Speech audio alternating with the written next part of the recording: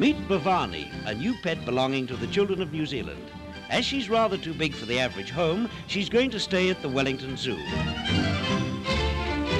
India's Trade Commissioner, Mr. Sanyal, explains she's a gift of thanks from the All India Women's Conference for good work done by New Zealand children in collecting money to send milk powder to the children of India. 14-year-old Bavani is used to carrying timber in her trunk, not seats on her back. Young Maharani, already living at the zoo, thinks this will be fine. A Bavani can do all the work from now on, she says, while I eat hay. But Bavani's not so sure about that. She's heard she's to have a new name when she really starts her new job.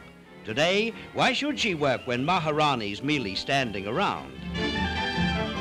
Not until the children have found a nice new name for her, Bavani says, will she be ready to go into the piggyback business.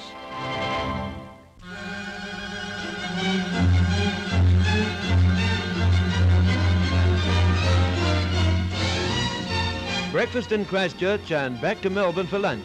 That's the timetable for Wing Commander D.R. Cumming, AFC, and the crew of the first Canberra jet bomber to be seen in New Zealand.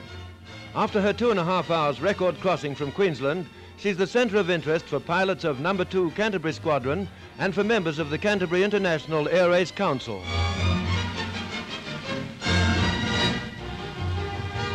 "1,200 gallons of special turbine fuel are pumped on board in less than an hour.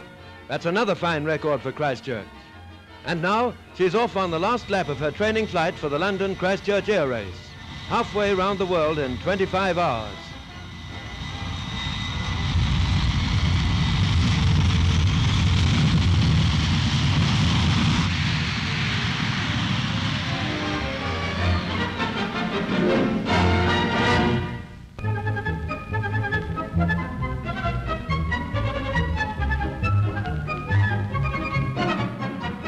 At Mihi on the Waikato River, where an old Maori dugout canoe is still in commission, canoeists prepare for a weekend voyage.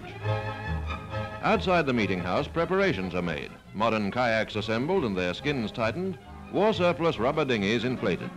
People from the city bring a half hour of activity.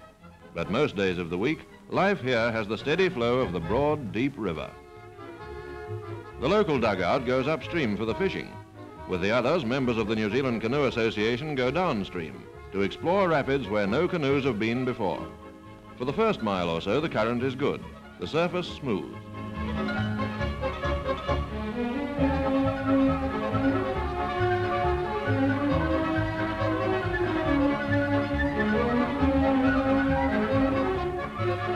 The rubber dinghies come into the first rapids.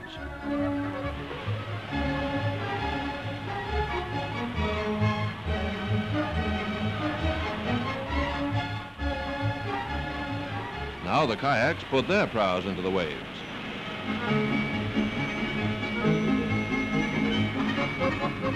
Once you're over the lip, nothing can stop you. From the canoeist's viewpoint near the water, it's hard to see what's ahead. Next kayak comes over the lip. It's rough riding and a bit damp, but not so difficult as it looks.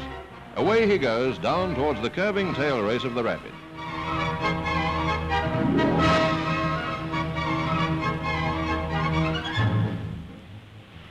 Now the dinghies, one going right down an overfall.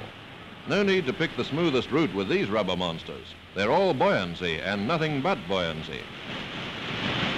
Here's another one picking the toughest route.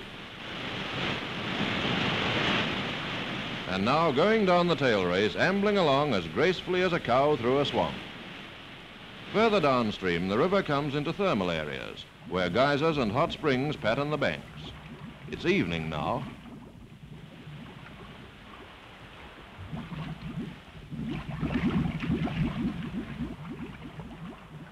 In the morning, the crews inspect the sights of Harewood, including the great white silica terraces in their steaming surroundings.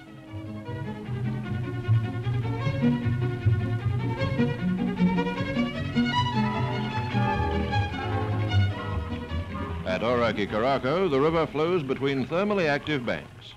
Further downstream, the going is too rough for canoes, so only the rubber dinghies set off.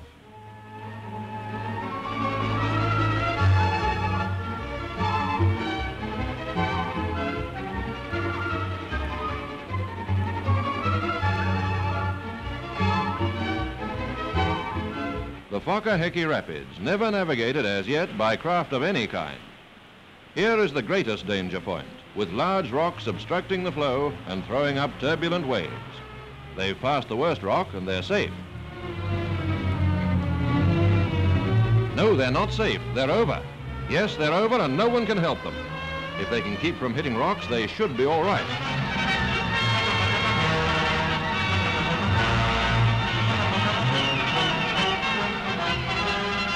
Here they come. Two holding on, two getting full value out of their life jackets.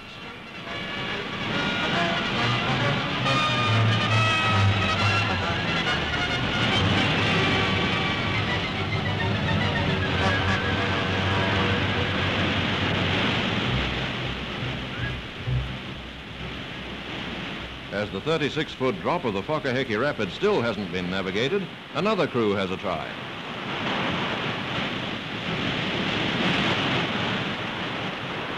They're being pulled towards the rock. Quick, get that sweep over the stern and straighten her up.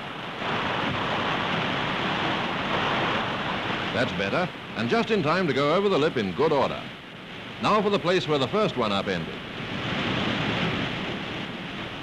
They've made it. No, don't speak too soon.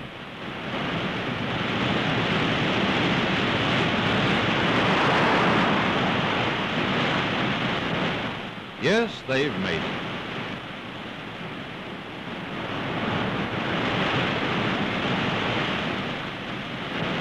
So that was it. A quiet weekend spent pioneering rapids on the Waikato River. This evening we'll all go back from the country to the hazards and excitements of Auckland City.